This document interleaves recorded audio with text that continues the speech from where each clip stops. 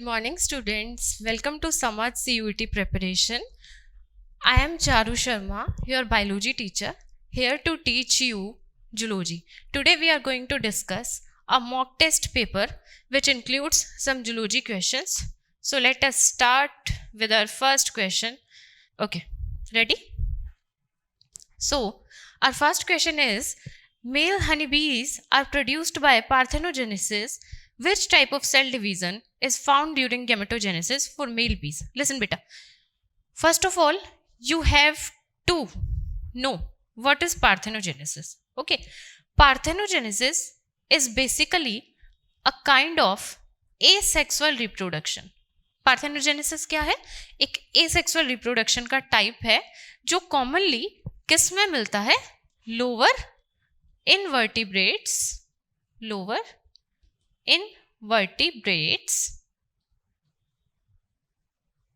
and some organisms like bees, wasps, etc. It is commonly seen in bees. ठीक है, तो parthenogenesis में क्या होता है? एसेक्सुअल रिप्रोडक्शन की हेल्प से मेल और फीमेल प्रोड्यूस होते हैं. ठीक है, इसमें जो गैमेट्स का फॉर्मेशन होता है उसका फर्टिलाइजेशन नहीं होता और उसकी हेल्प से डायरेक्टली इंडिविजुअल प्रोड्यूस होते हैं. सो लेट अस सी कैसे. इसमें पूछा है कि पार्थेनोजेनेसिस में जो मेल हनी बीज है, मेल हनी बीज मीन्स ड्रोन. मेल हनी बीज के लिए हम एक टर्म यूज करते हैं which is commonly called as drone. ठीक है, उसके लिए इन्होंने पूछा है which type of cell division is found during gametogenesis for male bees. So basically इसमें क्या है कि एक डायरेक्ट कंसेप्ट है. डायरेक्ट कंसेप्ट क्या है?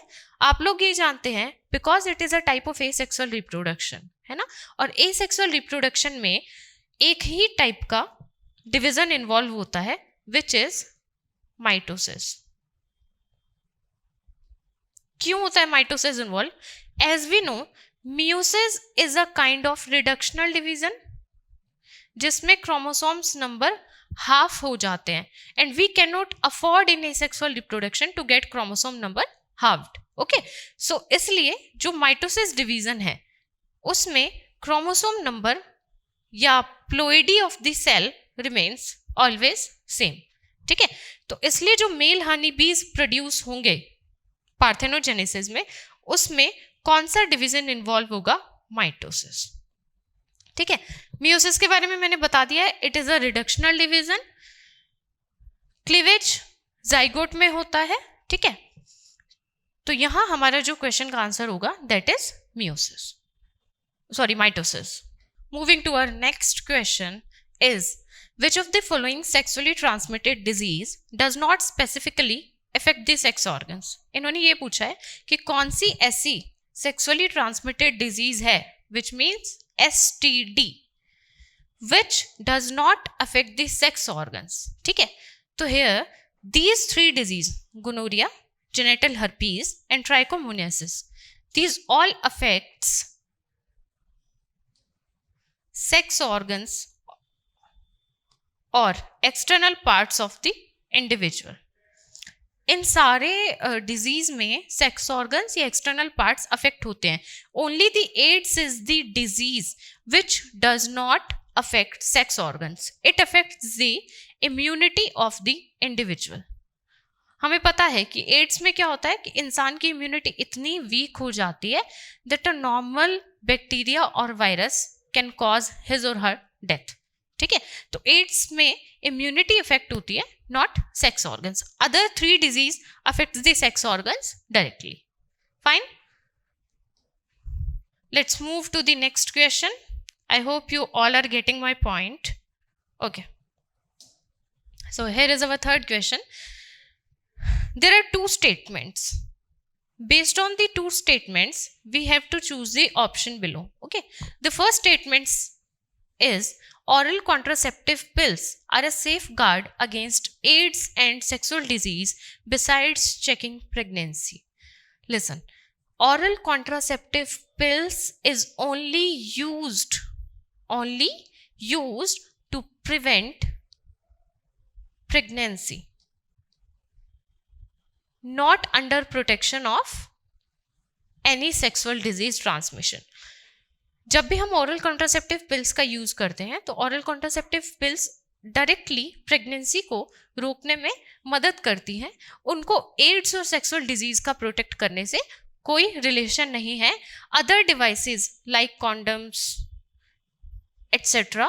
are used, other barriers are used to get protection from AIDS and other sexual disease.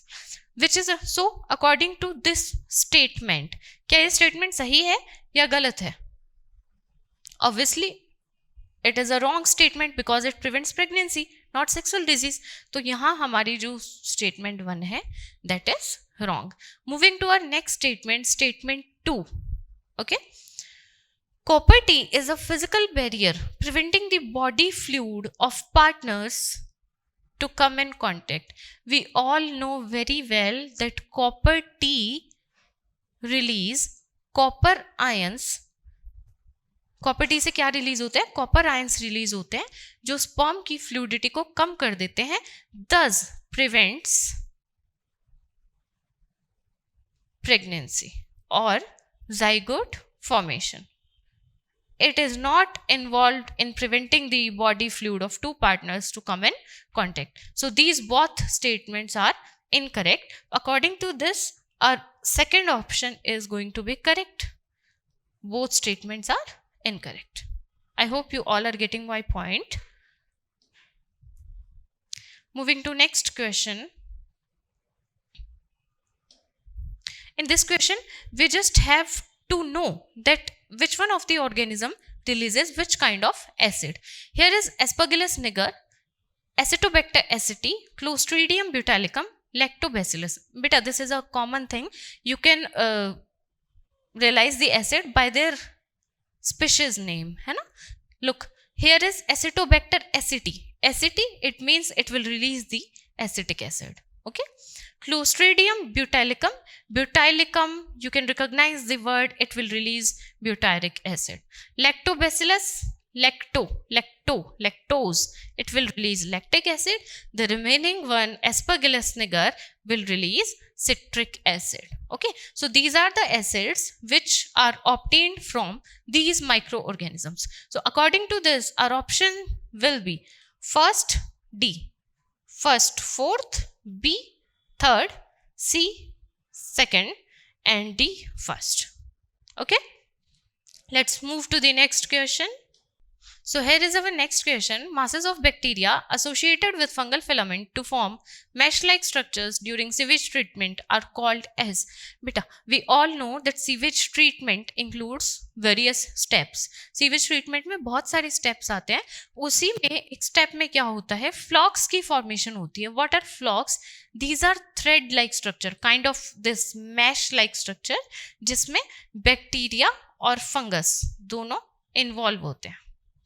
Bacteria and fungus, ये दोनों एक दूसरे के साथ एक मैश लाइक स्ट्रक्चर बना लेते हैं, एक जाल जैसा स्ट्रक्चर बना लेते हैं जिसे हम फ्लोक्स कहते हैं. और ये स्ट्रक्चर किसमें काम आता है? ऑर्गेनिक मैटर को डाइजेस्ट करने में आता है. ऑर्गेनिक मैटर को डाइजेस्ट करने में. We all know that we release bacterias that digest the organic matter in sewage. Okay, other three are the remaining steps of sewage treatment plan. Okay, next question is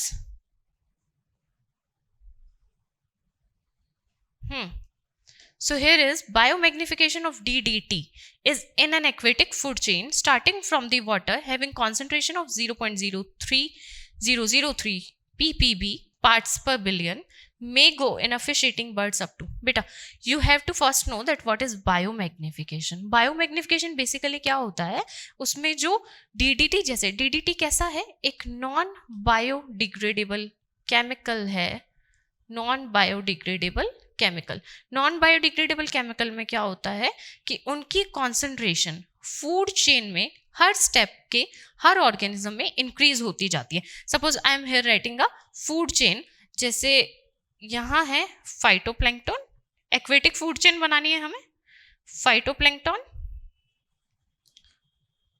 जूप्लैंक्टन,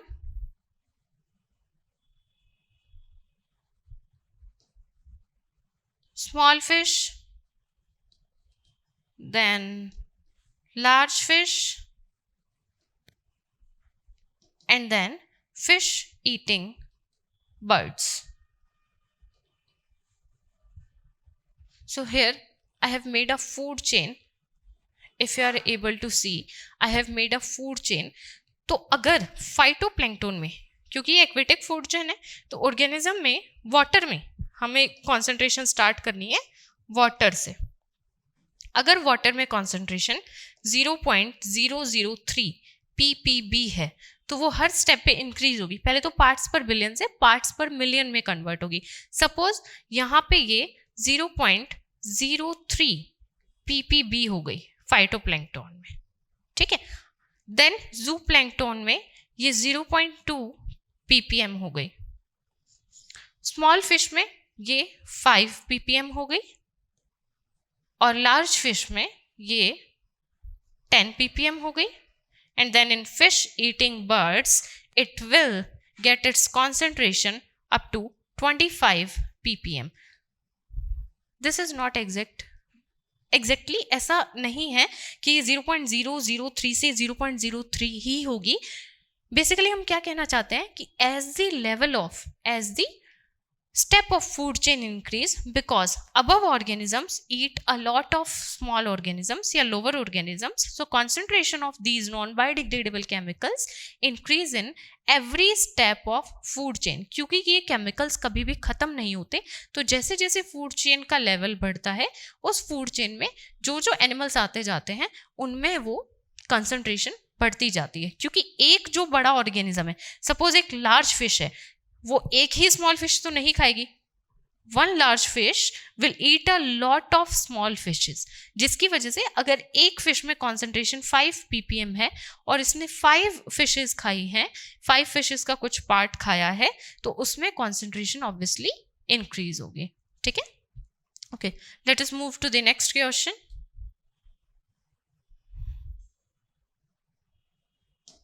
Again, this is a assertion reason kind of question. There are two statements. We have to recognize that which one of the statement is correct and which one is not. Statement 1 states that protoplast from cell of different species can be fused. Protoplast from cell of different species can be fused. Suppose ये एक species का एक cell है और ये दूसरी species का एक सेल है. इन दोनों के प्रोटोप्लाज्म को या प्रोटोप्लास्ट को हम फ्यूज करना चाहें तो we can do. Yes, we can do. This process is known as somatic hybridization. Somatic hybridization. Somatic hybridization में क्या होता है कि हम दो अलग अलग स्पीशीज के दो सेल्स लेते हैं और उनके प्रोटोप्लास्ट को फ्यूज करा देते हैं. तो statement 1 is accurate. Second, the hybrid protoplast contain characters of only one parent protoplast. क्या बोलना चाह रहा है कि इन दो सेल को मिला के जब हमने एक सेल बनाई जिसमें इन दोनों का प्रोटोप्लास्ट है, तो दो सेल को मिला के या दो चीज़ों को मिला के एक जो नया बनता है उसे हम क्या कहते हैं? हाइब्रिड कहते हैं. ये कहने चाह रही है सेकंड स्टेटमेंट कि जो हाइब्रिड होगा उसमें या तो सिर्फ इसका प्रोटोप्लास्ट होगा और इसका प्रोटोप्लास्ट होगा, पर ऐसा नहीं है. जब हमने दो सेल्स को फ्यूज कराया है तो it will contain protoplast of both cell. तो दिस स्टेटमेंट इज इनकरेक्ट. तो according to this statement 1 is correct but statement 2 is incorrect. So all of you are getting my point. Okay, moving to the next question. I wish you all are getting my point. I cannot explain the whole topic here. I'm just practicing these questions, these mock test questions, so that we can practice some questions. Okay, this question is, which one of the following hormones is not secreted by human placenta? We all know that beta placenta secretes some hormones which is only secreted by the human placenta, like HCG. HCG, human chorionic gonadotrophin hormone, is an indication that if its concentration is found in urine, the female is getting pregnant. Okay, तो human placenta कुछ hormones release करती हैं. हमें ये बताना है कि इनमें से कौन सा हार्मोन ऐसा है जो प्लेसेंटा रिलीज नहीं करती. तो HCG is human chorionic gonadotrophin hormone.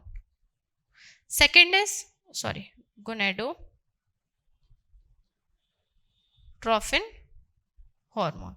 Second is estrogen. Estrogen is also secreted by placenta to maintain a level of pregnancy. Third one is LH, luteinizing hormone, and fourth one is HPL, human placental lactogen. जैसे ही हम पढ़ेंगे human reproduction, we all get to know about these hormones. HCG, estrogen and HPL, these all three are secreted by placenta, but the LH, luteinizing hormone, is not secreted by placenta. So our correct option is option third. Okay. Next question is, this is very easy, just a single line concept. In Swiss cheese, big holes are made by a Swiss cheese जो होता है, और बेटा Swiss cheese और bread, जो भी हम जितने kind का bread या fermented food खाते हैं, like इडली डोसा, इनने पूछा है in Swiss cheese big holes are made by, these all fermented food contains big holes. तो ये big holes किसकी वजह से होते हैं? First option is bacterium producing acetic acid. Acid doesn't cause the formation of holes. Acid से holes की formation नहीं होती है, ठीक है. Created by machine, of course not. Fungus release a lot of gases during its metabolic activities. This option is also not suitable for the question, ठीक है. Last option is bacterium producing large quantities of carbon dioxide. Always remember बेटा that production of carbon dioxide cause the formation of big holes in cheese or any fermented food. So formation of big holes is only due to production of carbon dioxide. This is a single line concept, you have to just remember this one. Okay, next question is, okay, so for today this is going to be our last question, question number 10th, and it is again a assertion reason question. This is going to have two statements, and on the basis of statements we have to choose one of the option given below. Okay, statement 1 is, drugs like LSD, barbiturates and amphetamines are used as medicines to help patients with mental illness. Beta, you will study that these drugs are used to treat a kind of mental issues या brain issues. These drugs, basically what they do, these induce sleep or relax our mind. Relax mind. So these drugs are used to relax mind. ये जो जितनी भी drugs हैं, इनको mind को relax करने के लिए use किया जाता है in any situation of mental illness. Okay, so our statement 1 is correct. Moving to the statement 2. Statement 2 states that excessive doses and abusive uses of LSD, barbiturates and amphetamines are harmful to the body. This statement is very easy, which states that कि अगर हम इन drugs का excessive use कर लेते हैं तो excessive use करने से क्या होगा, ये हमारी बॉडी को हार्म पहुंचा सकते हैं. तो बेटा any drug in excessive use can cause harm to the body, and these are the drug for mental illness. Obviously these will cause to harm to body है ना in excessive use. So this statement is also correct. So according to this, both the statement 1 and statement 2 are correct. Okay, this is done for today. I hope आप सबको थोड़ा बहुत कुछ समझ आया होगा. If you have any doubt you can ask or later, है ना. अगर आप लोगों को इन सब में कोई प्रॉब्लम है, just go through the topic related to these questions. Once go through these topics, है ना, उसके बाद जब आपका रिवीजन हो जाएगा you will get to know these answers easily, है ना. ओके, सो थैंक यू बेटा.